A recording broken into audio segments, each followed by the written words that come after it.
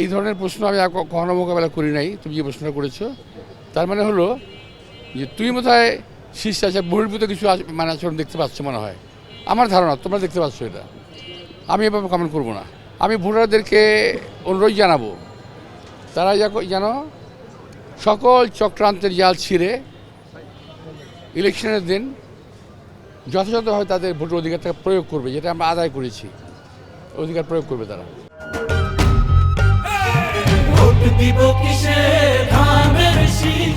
আমি ইতিমধ্যে অনেকগুলো অভিযোগ করেছি, একটাও রেসপন্স পাইনি। এটা খুব দুর্ভাগ্যজনক। রেসপন্স আশা করেছিলাম কিন্তু পাইনি, এবং অনেক অনেক জায়গায় একটা অহেতুক কিছু ঝামেলা আমাদের করে ফেলেছে। সেটাই বলছি, এখন আর আপাতত ওই পর্যন্ত বলতে চাই, পরে দেখা যাবে কী হয়। আমি তো আমার শঙ্কা আগে থেকে বলে আসছি, ইট ইজ নট নিউ। আমি প্রথম থেকে বলে আসছি যে অ্যাডমিনিস্ট্রেটিভ কু হওয়ার চান্স আছে।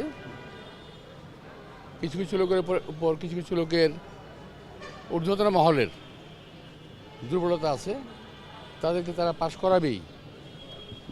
পক্ষান্তরে ওই জায়গায় হয়তো বিএনপি ক্যান্ডিডেট ফেল করে দেবে।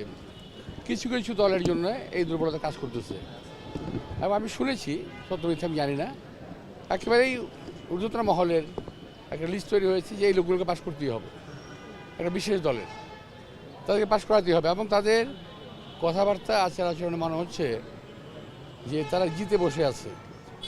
এত বছর নির্বাচন করি, কিন্তু কখনোই আমরা এভাবে প্রেডিক্ট করতে পারি নাই যে আমরা জিতেই গেছি।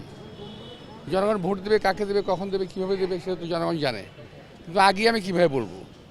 আমরা জনগণের কাছে যাচ্ছি, ভোট চাচ্ছি, জনগণ ঠিক করবে তারা কাকে ভোট দেবে। কিন্তু ওরা ফার্মলি বলছে যে আমরা জিতেই যাব। আবার অন্যদিকে সরকার একটা বিশেষ মহল বলেছে ওদের তো সংসদে যাওয়া উচিত। একজন বিশেষ ব্যক্তি বলেছে, আমি নাম বলবো না, যে ওদের তো সংসদে যাওয়া উচিত। তার মানে হলো কিছু কিছু লোককে তারা পাশ করুক আর ফেল করুক, সংসদে নেবে না। না, এটা তো অংশগ্রহণমূলক নির্বাচন হচ্ছে, কিন্তু সঙ্গে পক্ষপাতিত্ব হচ্ছে।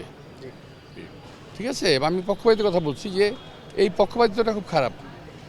এবং সরকারের একটা মহল যদি এই কথা বলে যে এই সমস্ত ছেলেদের তো সংসদে যাওয়া উচিত, ভোট পাক না পাক তাদেরকে কি তারা পাঠাবেই? একজন প্রার্থীকে ফেল করিয়ে দিয়ে একটা ভুয়া রেজাল্ট নিয়ে তারা সংসদে যাবে? এটা তো হতে পারে না।